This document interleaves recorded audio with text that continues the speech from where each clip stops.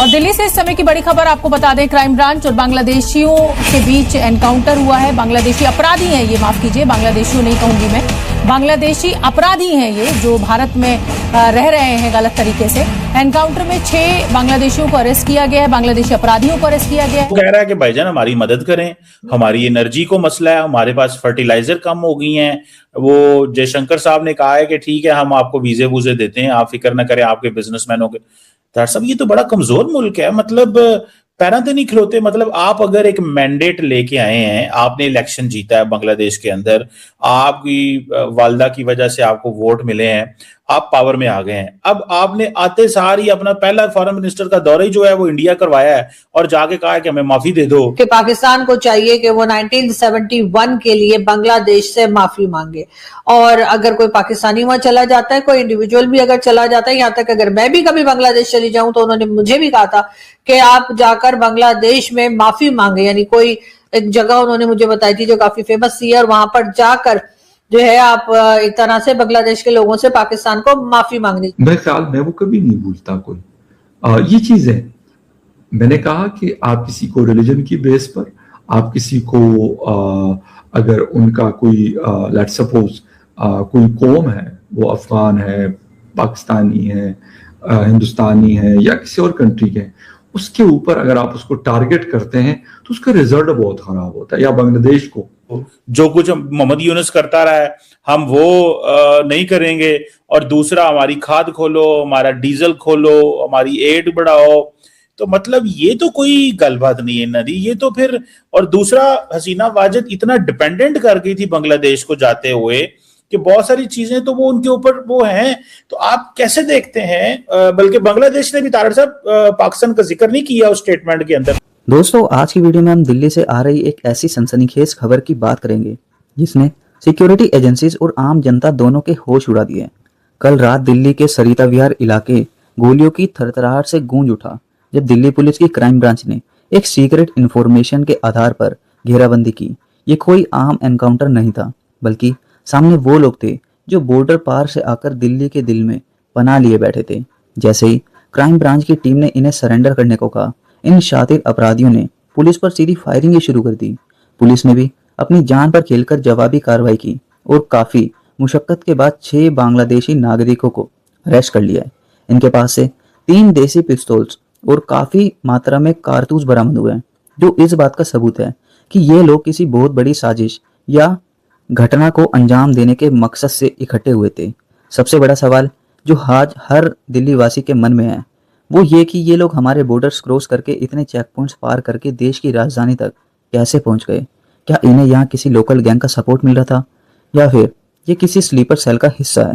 Crime branch ने ये गिरफ्तारी की है, 2 देसी पिस्टल और कारतूस इनसे बरामद किए गए हैं। कई घुसपैठिए हैं जो देश में आकर इस तरीके के क्राइम को करते हैं, और उसके बाद देखिए बड़ी कामयाबी दिल्ली पुलिस की क्राइम ब्रांच को आज मिली। तो बताएं, वो बांग्लादेशी फॉरेन मिनिस्टर जाके इंडिया बैठ गया, वो कह रहा है कि भाईजान हमारी मदद करें, हमारी एनर्जी को मसला है, हमारे पास फर्टिलाइजर कम हो गई हैं। वो जयशंकर साहब ने कहा है कि ठीक है हम आपको वीजे वूजे देते हैं, आप फिक्र ना करें आपके बिजनेसमैनों के। साहब ये तो बड़ा कमजोर मुल्क है, मतलब पैरा तो नहीं खिलौते। मतलब आप अगर एक मैंडेट लेके आए हैं, आपने इलेक्शन जीता है बांग्लादेश के अंदर, आपकी वालदा की वजह से आपको वोट मिले हैं, आप पावर में आ गए हैं। अब आपने आते सार ही अपना पहला फॉरेन मिनिस्टर का दौरा ही जो है वो इंडिया करवाया है और जाके कहा है कि हमें माफी दे दो, जो कुछ मोहम्मद यूनुस करता रहा है हम वो नहीं करेंगे, और दूसरा हमारी खाद खोलो, हमारा डीजल खोलो, हमारी एड बढ़ाओ। तो मतलब ये तो कोई गलबात नहीं है नदी, ये तो फिर। और दूसरा, हसीना वाजिद इतना डिपेंडेंट कर गई थी बांग्लादेश को जाते हुए कि बहुत सारी चीजें तो वो उनके ऊपर वो हैं। तो आप कैसे देखते हैं? बल्कि बांग्लादेश ने भी, तारड़ साहब, पाकिस्तान का जिक्र नहीं किया उस स्टेटमेंट के अंदर। मैं आपको बात बताऊं, दुनिया बाकी ने जिक्र किया, बांग्लादेश, नेपाल वगैरह ने जिक्र नहीं किया। इसको कैसे देखते हैं बांग्लादेश फॉरेन मिनिस्टर का इंडिया जाके जयशंकर साहब से मदद मांगना? जी, मतलब पैसा देखिए, डेवलपिंग कंट्रीज के अंदर पैसे में बहुत इन कंट्रीज ने भी कई देर बात करनी है। जब तक ये यहाँ पढ़े लिखे बच्चे आगे नहीं आएंगे, सिंसियर लीडरशिप नहीं आएगी, पैसे में बड़ी ताकत है, बड़ी ताकत। और देखे ना, इस वक्त मुझे तो बांग्लादेश का नहीं, मुझे तो सबसे ज्यादा भारत का अफसोस होता है, सर, बहुत ज्यादा अफसोस होता है कि इतना बड़ा कंट्री है और इस वक्त सिर्फ नफरत पे चल रहा है, सिर्फ कोई पॉलिसी नहीं, कोई परफॉर्मेंस नहीं, नफरत। और उसमें भी डबल स्टैंडर्ड है। पाकिस्तान के मुसलमानों से दुश्मनी, इंडिया में रहने वाले पाकिस्तानों से दुश्मनी, लेकिन अफगानिस्तान के साथ रिश्तेदारी, गल्फ के कंट्रीज के वहां रिश्तेदारी, डबल स्टैंडर्ड। लेकिन चीमा साहब दर हकीकत ये भी अभी तजर्बे करेंगे, बांग्लादेश वाले भी, इसमें कोई शक नहीं है। लेकिन एक बात है, अगर ये यू टर्न लेंगे चीमा साहब, अभी वो जो स्टूडेंटों की मूवमेंट जो चली थी और जो जमात इस्लामी वाले निकले हैं, वो अभी ज्यादा दूर नहीं गए। वो अगर ये करेंगे तो उसके कॉन्सिक्वेंसेज होंगे चीमा साहब, उसके कॉन्सिक्वेंसेज होंगे। या हो सकता है अपना को पोल शोल करके गए हो, सर्वे करके गए हो कि हम अगर दोबारा लवी डबी भारत के साथ होंगे तो क्या पब्लिक रिएक्शन होगा, ये भी हो सकता है करके गए हो। लेकिन यू नेवर नो, इसमें देखे ना चीजें, मेरे ख्याल में तो चीमा साहब अभी सॉलिड नहीं है। नेपाल की भी देखे ना, they are going through experiments, देखिए ये किस तरह का तजर्बा उनका रहता है, कैसा दौरा रहता है। लेकिन हमारा पड़ोसी कंट्री जो है, दो चीजों में उनकी एक्सपर्टीज है। कि पाकिस्तान को चाहिए कि वो 1971 के लिए बांग्लादेश से माफी मांगे, और अगर कोई पाकिस्तानी वहां चला जाता है, कोई इंडिविजुअल भी अगर चला जाता है, यहाँ तक अगर मैं भी कभी बांग्लादेश चली जाऊं तो उन्होंने मुझे भी कहा था कि आप जाकर बांग्लादेश में माफी मांगे। यानी कोई एक जगह उन्होंने मुझे बताई थी जो काफी फेमस थी, और वहां पर जाकर जो है आप एक तरह से बांग्लादेश के लोगों से पाकिस्तान को माफी मांगनी चाहिए। माफी मांगना तो दूर की बात है, पाकिस्तान तो अपनी गलती ही मानने को तैयार नहीं है। और ये बात बार बार कह दी जाती है कि जी जो कुछ हो रहा है, जो कुछ बातें की जा रही है, जो कुछ चल रहा है, ये सबका सब भारत ने किया है। तो क्या इस वक्त जो बांग्लादेश के प्राइम मिनिस्टर हैं, जिन्होंने एक ट्वीट लगाई है, जिन्होंने नोटिफिकेशन लगाया है, जिन्होंने बात की है पाकिस्तान के उस जुल्म के बारे में, पाकिस्तान की उस गलती के बारे में, तो क्या इस वक्त भी यही कहा जाएगा कि जी ये तो भारत करवा रहा है?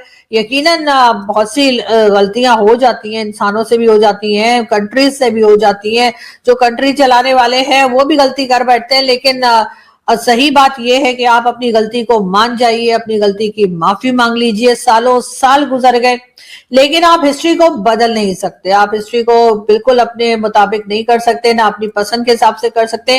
पाकिस्तान में जो पाकिस्तान स्टडीज पढ़ाई जाती है, जिसमें हमें यह बताया जाता है कि सारा जुल्म तो हमारे ऊपर हो रहा था, हम तो कुछ भी नहीं कर रहे थे, हम तो बड़े मासूम लोग थे, ये बात अब बिकने वाली नहीं है। ये चूरन अब कोई खरीदने वाला नहीं रहा। अब लोग जो है, चाहे वो हमारी जनरेशन हो, हमसे बाद वाली जनरेशन हो, सबको ये बात समझ में आ चुकी है कि ये सब कुछ गलत हुआ था और पाकिस्तान ने बांग्लादेश के लोगों के साथ बहुत गलत किया था। और यही वजह है कि उन्होंने अपना एक अलग मुल्क, अपनी एक अलग कह लीजिए अपना एक अलग देश बनाया, और सालों साल पाकिस्तान के साथ बात नहीं की।